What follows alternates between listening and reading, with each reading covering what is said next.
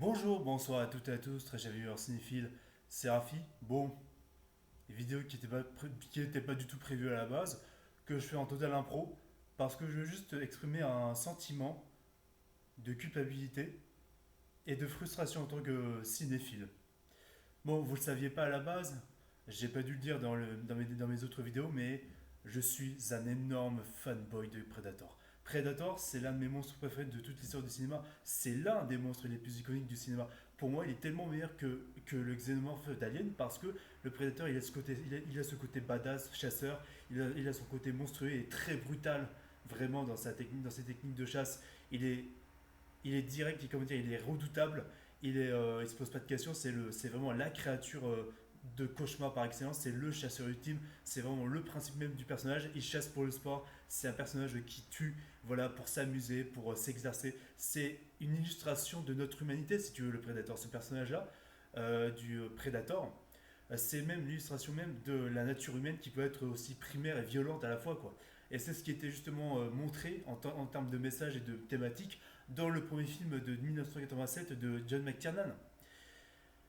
Et bon, certes, on sait que la 20th Century Fox a été rachetée par Disney, que les frères Thomas, pour vous situer, les frères Thomas, c'est les créateurs d'origine de Predator. C'est les personnages qui, enfin, c'est les deux frères, pardon, Thomas, qui ont créé le personnage en lui-même parce que ça partait d'une blague à la con, où genre, en fait, ils avaient vu à la télé Sylvester Stallone dire dans le prochain Rocky, qui sortira dans les années 80, dans Rocky 5 peut-être, j'affronterai un extraterrestre. Et en fait, les frères Thomas, ils ont pris ça très au sérieux comme blague. Et en fait, pour faire concurrence à Stallone et pour faire le ton de la blague, en fait, ils ont vraiment pris ça au sérieux et ils ont pris Arnold Schwarzenegger, pour vous dire, pour faire ce film-là. Même si à la base, Arnold Schwarzenegger n'était pas du tout prévu à la base, hein. C'était censé être Jean-Claude Van Damme, mais vu que Jean-Claude Van Damme était plutôt capricieux à l'époque, le truc c'est que et que surtout Jean-Claude Van Damme, ou alors, non, non, c'est pas ça, je dis des conneries, désolé. Ou alors Jean-Claude Van Damme, effectivement, si je dis pas n'importe quoi, il était censé jouer l'alien, le Predator, mais dans un costume. Et en fait, Jean-Claude Van Damme avait beaucoup trop chaud à l'intérieur du costume. Si je dis pas n'importe quoi. Et c'est pour ça qu'ils ont pris l'autre acteur justement pour incarner le personnage, mais qu'ils ont redesigné la créature pour qu'en fait l'acteur qu'on connaît qui a joué le Predator puisse jouer le Predator dans le film original, comme ce qu'on a eu au final. Si j'ai pas dit de conneries, mais Jean-Claude Van Damme, oui, c'était dû à la chaleur, c'était dû aussi au fait qu'il n'arrivait pas avec ce costume-là, quoi. Et oui, parce que oui, Van Damme était prévu à la base pour le film de McTiernan. Bref, vous savez, le film original sort en 1987, ça fait un carton, ça en fait un film culte, de la science-fiction, d'horreur, d'actionneur, de slasher, tout ce que vous voulez, qui a donné lieu à une saga vachement intéressante, c'est-à-dire un deuxième film de 1990 avec David... non, merde, comment il s'appelle déjà L'acteur de L'Arme Fatale. J'essaie de retrouver son nom. Euh, Danny Glover, ouais, voilà, Danny Glover, excusez-moi. Donc il y a ça. Il y a aussi le film Predators, produit par Robert Rodriguez en 2010, qui était très bien, vraiment très très bien, avec des redesigns de créatures, des redesigns de Predators qui étaient encore plus monstrueux. Et c'est mon préféré, personnellement, c'est vraiment mon préféré, avec Alice Varga, avec Adrien Brody, Alice Varga et Laurence Fishburne. Il y a un gros casting énorme dans ce film-là. Après, il y a eu The Predator de 2018 de Shane Black, qui, même si Shane Black avait joué un petit rôle dans le premier film de 87, apparemment on n'a pas compris le concept de Predator, même si Predator, je veux bien, c'est du bourrin, c'est de l'actionneur, c'est du fun, c'est ok, mais il y a quand même cette réflexion, cette seconde lecture et cette matière grise de message où genre c'est la nature humaine qui est comment dire mise à l'épreuve par rapport à la survie, par rapport à la violence dans le monde. C'est ça aussi Predator. Et c'était reflété justement par le Yoja, si je dis pas n'importe quoi, la créature du Yoja, dit le Predator pour les plus intimes en tout cas. Donc voilà. Il y avait déjà de ça, mais le film The Predator c'est une catastrophe, c'est éclaté, il y a des reshoots, les effets spéciaux en numérique sur le Yoja Predator, dégueulasse, à ne plus refaire, c'est de la merde, c'est de la grosse merde, éclaté au sol, nul, nul, nul, c'est débile, c'est forcé, la scène de fin, j'en parle même pas, ils avaient même prévu de faire revenir Schwarzenegger dans le film, plutôt crevé, ouais. Et bien sûr, il y a eu les crossovers Alien versus Predator. Le premier pue la merde parce qu'il n'y a pas du tout la violence de ces films-là en question. Après, vous allez me taper sur les doigts, hein, mais honnêtement, Alien vs Predator Requiem, je l'ai largement préféré au film original. Et Requiem, c'était bien fun. Franchement, c'est un putain de bon film d'horreur, un bon film de slasher, de bons monstres, tu vois. Et en plus, il y avait le maquettisme, il y avait les mecs en costume, tu vois. Déjà ça. Après, c'était très mal éclairé, on voit rien des scènes d'action dans la nuit, c'est n'importe quoi, je veux bien l'admettre. Il y a beaucoup de violence gratuite, je le sais bien. Les personnages sont très clichés. En termes de scénario, c'est claqué au sol, mais moi, ce que je veux voir, c'est le Predator contre les aliens. Après, les personnages n'étaient pas non plus insupportables, mais ils étaient très clichés, certes. Il y a même des petits éléments par rapport à la saga Alien et la saga Predator qui sont maintenant reliés entre elles, puisque au final, ça se passe dans le même univers. On peut considérer les Predators comme des préquels à Alien, puisque c'est exactement dans le même univers, ils ont réuni les deux univers là, donc depuis toute façon, qu'on le veuille ou non. Déjà que Alien ça se déroule très longtemps dans le futur, et que Predator ça se déroule de nos jours, pratiquement, enfin à notre époque commune quoi. Oui, en fait, après cette longue introduction, pourquoi je vous parle de Predator? Parce que les frères Thomas à la base ne voulaient absolument pas, mais absolument pas, aux dernières nouvelles que j'ai, ne voulaient absolument pas que la saga Predator continue sous Disney. Déjà. Et ils ont essayé de se battre pour récupérer les droits de leur personnage d'origine, parce que c'est eux-mêmes qui ont créé le personnage, ce qui est normal. Mais Disney a renforcé encore et encore pour continuer des films, pour faire des films, des remakes, des suites, des machins. Comme ce qu'ils font avec Alien, hein, d'ailleurs. C'est pour ça qu'il y a une série Alien Earth qui va arriver là, où apparemment ça va se dérouler sur Terre. Ça aurait été intéressant de voir ça au cinéma avec 3 heures de film. Mais bon, encore une fois, Ridley Scott est encore derrière cette licence, alors qu'on sait tous que Ridley Scott n'a plus compris Alien depuis bien longtemps, même s'il avait fait un premier film qui a tout lancé et qui était légendaire, avec une actrice au point comme Sigourney Weaver qui était tellement charismatique, avec un propos, ce Alien de 1979 de Ridley Scott qui était incroyable, qui était mythique, sans parler aussi du deuxième film réalisé par James Cameron. Mais voilà, tout ça pour vous dire les gars, tout ça pour vous dire beaucoup de chemin pour se casser la tronche et voilà, ils épuisent encore et encore et encore Alien. Pareil pour Predator. Et Prey, en fait, le pire c'est que Predator, tu vois, Predator il ne sort même pas au cinéma. Le dernier film Alien Romulus est sorti au cinéma. Certes, la série Alien, bon, c'est forcément sur Disney, comme ils ont les droits. Mais Predator, il y a bien un truc bien bourrin, bien fun, mais avec une seconde lecture intéressante sur l'humanité, avec un propos avec de la violence, avec du badass, tu vois. Predator, putain, ça doit être au cinéma, bordel de merde. On n'est pas censé avoir un film comme Prey, tu vois, qui est fat du cul, il ne se passe rien. Bon, en fait, j'ai regardé à la télé sur Disney, je me suis fait chier devant. Je me suis littéralement fait chier devant. C'est malheureux, alors que le Predator, c'est l'une de mes icônes préférées du cinéma, quoi. Et je me faisais chier, ça sert à rien.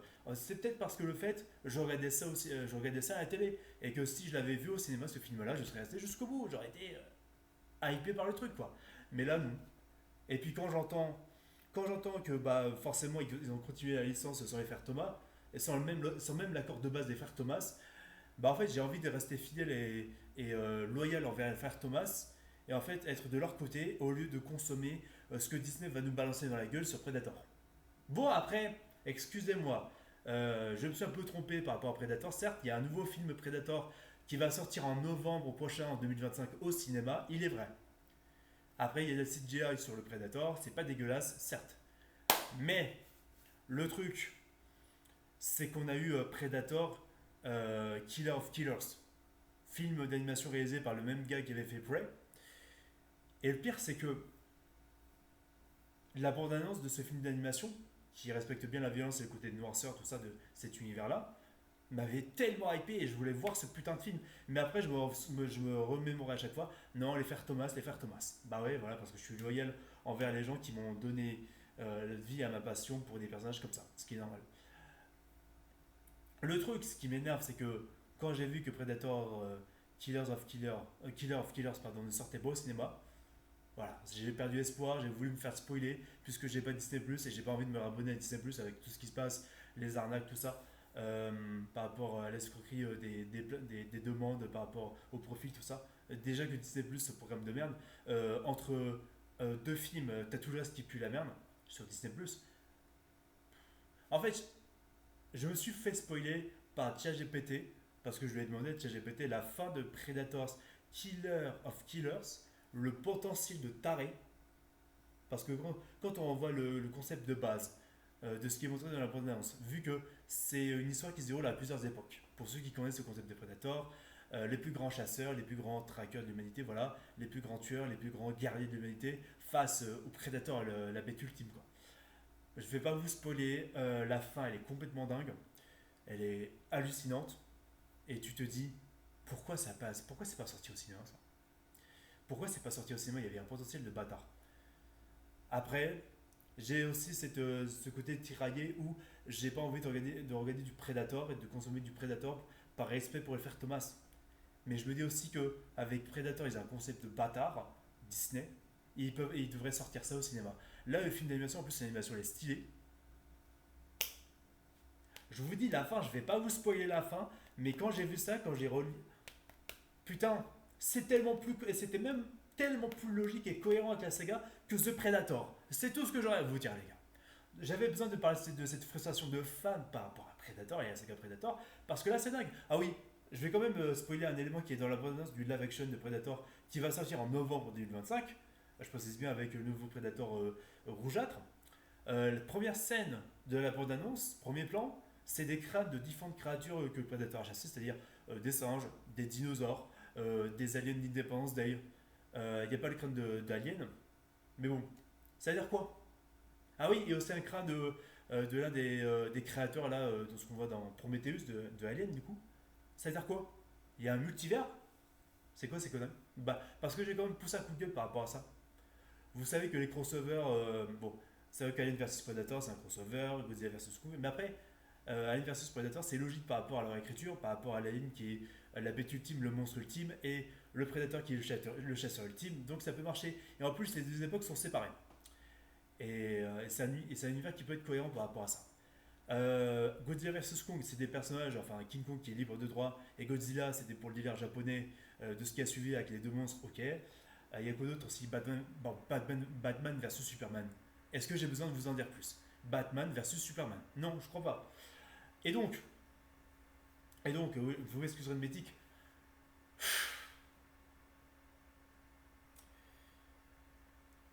s'il nous faut un multivers avec la planète des singes, Independence Day, avec Predator, ou Jurassic World,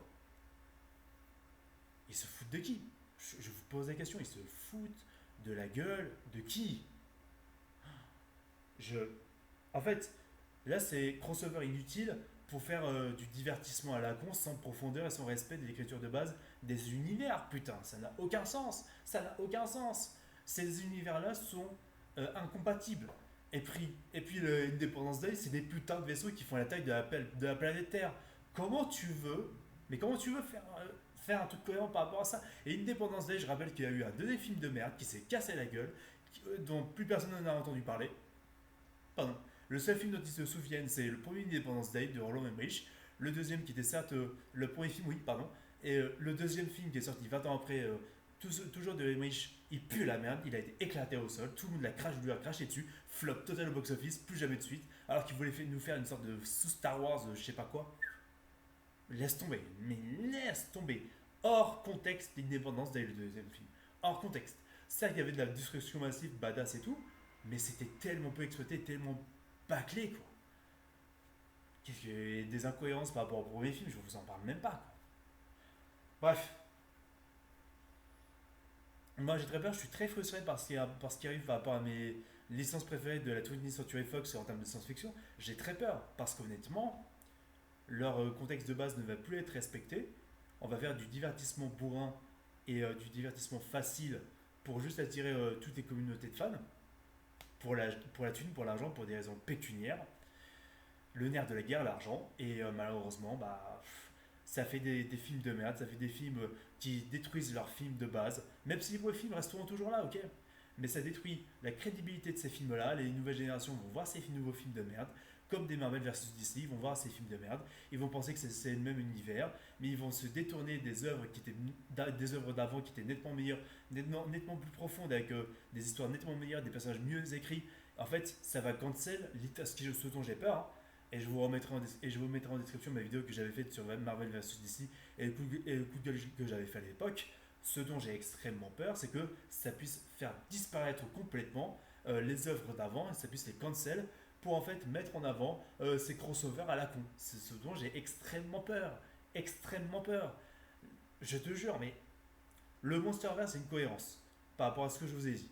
Alien vs Predator, quand on connaît les deux monstres de base, il y a une cohérence. Et déjà, c'était fait dans les années 2000, mais ça n'avait pas des proportions, comment dire, où c'est genre tous les univers qui sont connectés, genre comme dans un Fortnite à la con, si tu veux. Parce qu'en fait, s'ils font ça, les gars, c'est parce qu'ils veulent attirer le public de Fortnite. Je suis désolé. Ils veulent attirer les gamins boutonneux du public de Fortnite pour ces films à la con. Et le pire, c'est que ces films-là, ils vont même pas ils vont faire un flop machin comme ce qu'a fait Transformers Rise of the Beast, un flop monumental, tu vois, parce que déjà le film était éclaté au sol, c'était pas aussi badass qu'un Michael Bay, et en plus pour vous dire le crossover teasé de G.I. Joe avec Transformers.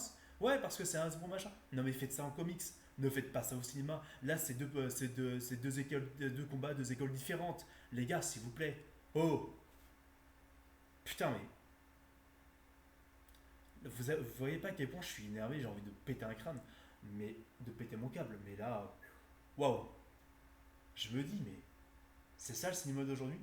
C'est ça le cinéma d'aujourd'hui. J'ai très peur. Honnêtement, j'ai extrêmement peur. J'ai essayé de finir la vidéo dans 20 minutes, mais voilà, vidéo coup de gueule que je voulais faire, avec ressentiment de frustration, de tristesse. Après, c'est moi qui ai voulu me faire spoiler Predator Killer of Killers.